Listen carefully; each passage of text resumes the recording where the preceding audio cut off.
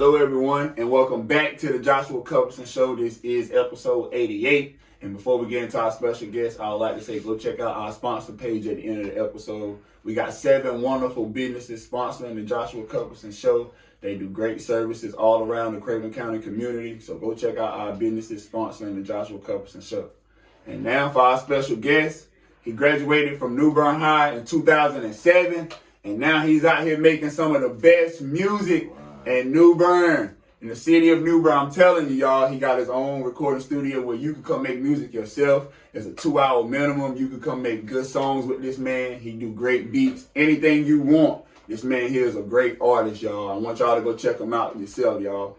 Our special guest for today, Lynch. How you doing, big bro? Good, how you doing? How you, big bro? Good, yes, sir. Yes, sir. So first question is, how you and your family been, bro, during the virus and all this other stuff going on in the world? How you been taking care of you and your family? We're playing it safe, man. I mean, everybody done caught COVID at least twice. Yeah, daggone right. I done had it once myself. Can't avoid it so much, but for the most part, man, we good. Everybody eating at night, well taken care of. Ain't no complaints. We straight. That's a fact, bro. So tell me, because I honestly don't know, and I know some of the people don't know, how did you grow up, man? How was your childhood? I mean, it wasn't much different from the average person coming from New Bern, North Carolina. I live in a couple different places. I got a lot of family from, like Havelock area, Harlow area. I was born and raised right here in New Bern, though. My mother's. So you from Havelock? No, I'm from New Bern. Oh, you from New Bern? Okay, yeah, okay. I lived in Havelock, a lot of family though. Got a lot of family from Jersey, Charlotte. Oh, man. My mother, she originally from New Jersey. She moved here when we was younger, so we've been here ever since. Okay, now, it's a lot of, I like to call it sections of New Bern, like Trent Court, Craven Terrace, Sunnyside. One of them. I've had my name been on the lease in everyone. Hot dog. Craven County. You can believe except James City. I never lived in James City. I lived in Pembroke, Dufferfield, Craven Terrace, Trent Court, the Avenue. I've been there in the country, West Craven area. I've been everywhere, man. That's why a lot of people know me for real. That's a fact. That's a fact. So, moving all these places as a child, how did you carry yourself? How did you interact with people? I mean, it wasn't hard. I'm a pretty good people person. I hold good conversation. You know what I mean? I'm comfortable in my own skin, so I'm comfortable around new faces. You know what I mean? That's a fact. So I never really had no problem, making friends, and people always gravitate towards me anyway. So it was cool for me. It was a good experience. I met a lot of people in my lifetime. That's a fact. That's a fact. So talk about being a father during this time. So how was it having your first child? How was that feeling to you? That was the best feeling in the world. Was you ready?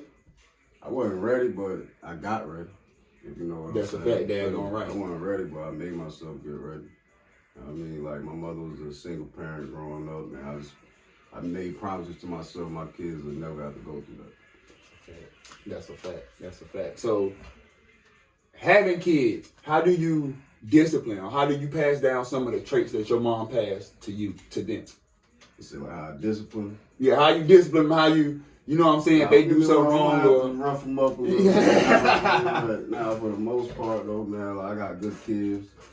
You know what I mean? They respectful. They do good in school. You know what I mean? So most of the time if they doing something wrong, man, good conversation and it changes right then. That's a fact. So was that the way your mom brought you up? Oh, good conversation? My mom pulled that belt out. Daggone right.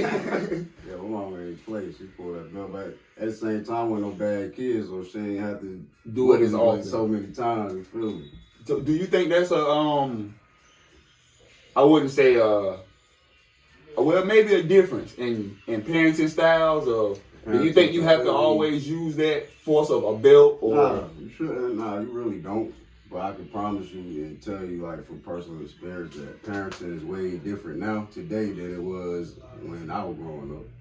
You feel me? 25, 30 years ago, it's completely different.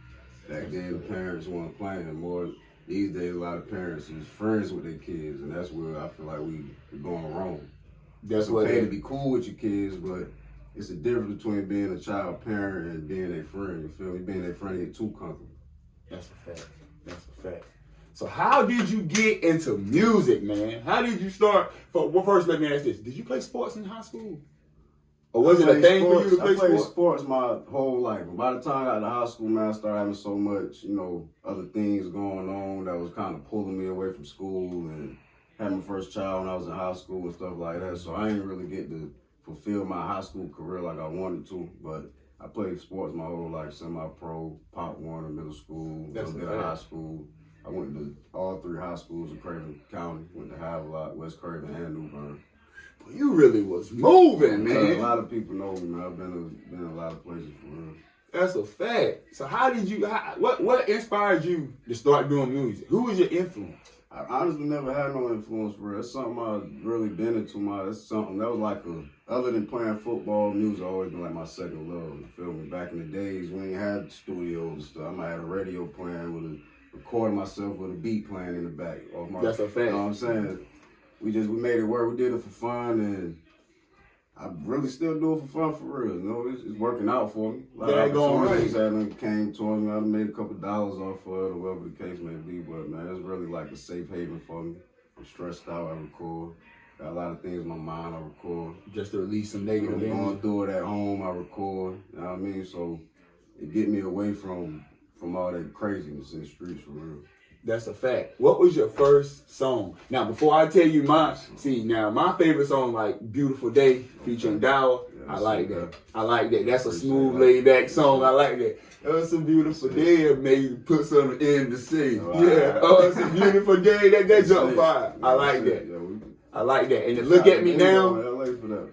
LA, that is crazy. That's crazy.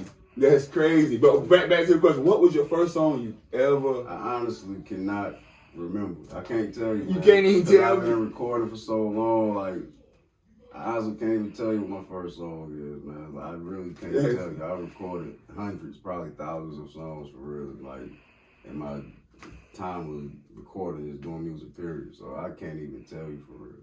That's a fact. So when a lot of songs I can't even recite you the lyrics for until I start listening. Until you start listening to it yourself. That's a fact. That's a fact. So when did you know, like, when what was the song that was like, all right, I'm really good at this. Like, I can do this for fun, or I could really. Things got real probably in like 2014, 2015. I ended up having to do, I had just came home from prison.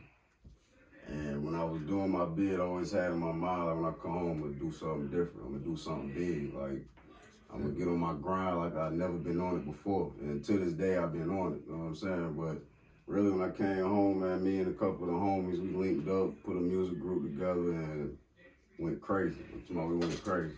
Yes, sir. Upscale Lynch, we went crazy. The song that probably made people gravitate to us was a song called 30 Hitters. Yeah. Now I'm about to go listen to that when you get out here. Yeah, it's really 30. It's another name, but 30 Hitters. 30 Hitters. Feel me? Yeah, and that's when people really started listening to us and tapping in. And ever since then, man, we just been doing what we do for real. Daggone right, boy. Like this boy just said, when y'all went to, oh my goodness, just to shoot a music video. We shot probably 10 videos in LA. That's like my second home right now for real. I love LA. I go over there, vibe out. I tune everything that's going on at the crib. I tune it out. Just everything, just leave it. Man, I leave it. I go over there. It's like, I love it. You feel me? Don't be surprised I move over there soon. Don't be surprised. It's major talk. I'm trying to tell you, bro. It's major talk. So now the other song I'm talking about is Look at Me Now. Dropped 6 months ago. Okay. It dropped 6 months ago. I'm telling you, man. That's it. Feature my boy Chulo. Yes, sir. But y'all booming, boy. I'm trying to tell y'all. Daggone right. Shout out to bro. I'm trying to tell you. So what was the making of that song? We was just in the studio vibing for real, man. That's what me and Chulo do, man. That's my dog for real. We've been doing it together for a minute. I was the first person to ever put him in the studio, and it's like, I'm glad I did it, because he's been going crazy ever since, you feel me? Daggone right. And you always give my credit for it, so, that's my boy. I rock with him for real, but that's a fact. Man, we was in the studio over there, my boy Mendici. He got his own little thing going on. He was engineering for us, whatever, but man, we just in there vibing and put a beat on and get in front of the mic, man. We just do what we do for real. Just like that. It's like no pens, no pads, no man. nothing. We just go in there, we vibe, we have fun, and we see what we create at the end of the night. That's crazy. So is that always the vibe? Most of the time. When you making music? It wasn't always the vibe, but it's like that's something really means something and Dawa tried different. Like we both made a pact to ourselves, like we about to just try to just go in for here on out. You feel me? Like off the top, no pen, no pad, no nothing. And honestly, I feel like I've been making my best music with that, doing that. You know what I mean? So what's the difference? Like what to you? What's the real difference? The energy. Sometimes it takes too much effort in the writing, too much thinking, working your brain too much, so it ain't fun no more. When you're working yourself, it ain't fun. You know what I mean?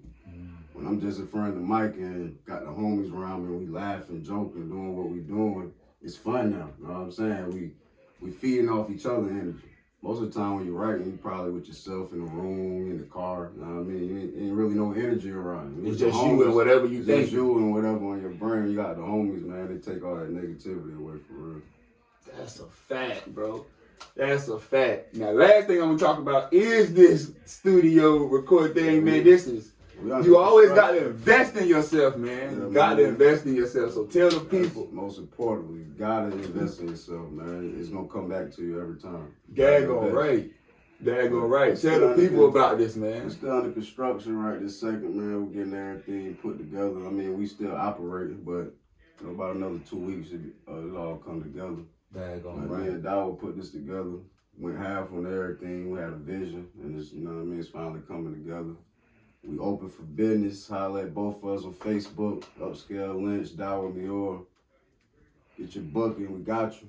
Daggone right. Come This make quality good music, in Eastern man. Carolina, I promise you. This is dope, man. This is dope, man. Last thing, tell the people what's next, man. Other than the studio. I'm actually working on 2 projects. We got another scale game tape coming out. People don't know about. We probably just gonna drop that out of nowhere for real. Daggone right. We're getting back to work with that. I'm working on another tape myself. Dawa in the process of working on the tape. We got Chulo working on the tape, man. We got my boy Sims on his manager duty. So ooh, the whole gang working, the whole gang eating. I'm working right now for real. Daggone right, bro. Daggone right, bro. I am definitely proud of y'all, bro. Proud of you, big bro. For real, bro. Proud of everything you're doing, bro.